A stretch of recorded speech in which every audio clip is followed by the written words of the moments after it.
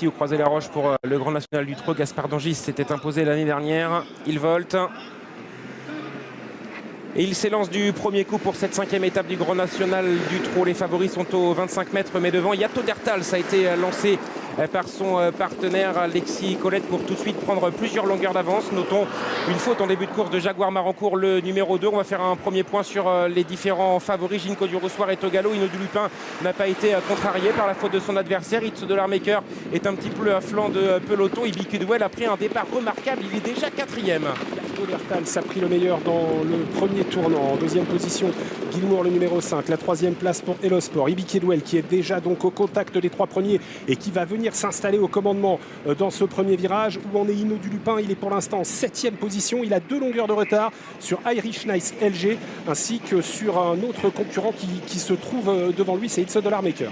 On sentait Eric Raffin avec le couteau entre les dents. En tous les cas, à la sortie du premier tournant, il a déjà placé Ibi Kidwell en tête du peloton. Et là, le rythme est très sélectif. Regardez Alexis Colette qui est obligé de s'activer avec Yato Dertal pour conserver le rythme imprimé par le nouvel animateur. En 3e rang, toujours la présence de Guilmour avec ensuite un peu plus loin Elosport. Ils sont tous en file indienne avec des écarts. D'ailleurs, Hinault du Lupin va se retrouver le nez au vent et finalement, ces 2 principaux opposants sont déjà aux avant-postes. Yato Dertal s'est très sollicité pour essayer de suivre le rythme infernal imprimé en tête par Ibi Kidwell qui a 3 longueurs d'avance sur Yato Dertal. Guilmour est tout près. It's de l'Armaker est au contact à l'extérieur de Elosport et Hinault du Lupin a toujours ses 2 ou 3 longueurs d'avance de retard sur le quintet de tête. Oui, avec Ibi Kidwell qui n'a pas ralenti. Eric Raffin qui dans son train essaye de creuser à l'écart face à Yato Dertal. On va faire un point sur ce qu'il se passe à l'arrière du peloton. Recavry est assez loin également. Harlem Debussy, il a du mal à rentrer dans sa course. Jaguar Marancourt, après sa faute en début de course, se retrouve parmi les derniers au même titre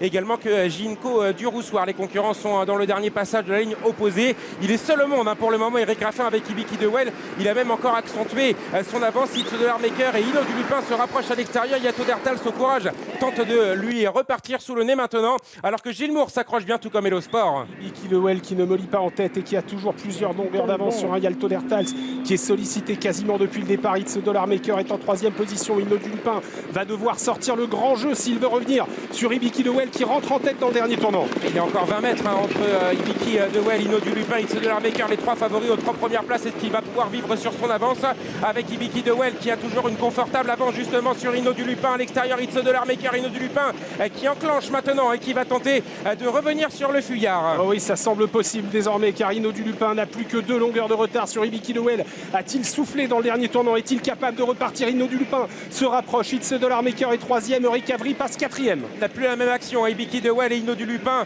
peut prendre un bol d'air dans son dos. Il va être décalé par Antoine Miels maintenant, mais Ibi Kidwell est un concurrent très dur à l'effort, très tenace. Il repart le long de la corde avec Eric Raffin, avec en 2e position Hinault du Lupin qui grappille maintenant à l'extérieur. Hinault du Lupin à l'extérieur d'Ibi Kidwell, incroyable. Ibi Kidwell repart le long de la corde et va jouer un très joli numéro à ses adversaires. Ibi Kidwell avec Eric Raffin l'emporte, la cravache levée pour le driver vendéen qui aura joué un vilain tour à ses rivaux. La 2e place pour un bon Hinault du Lupin. Recavry est 3e devant Avedream.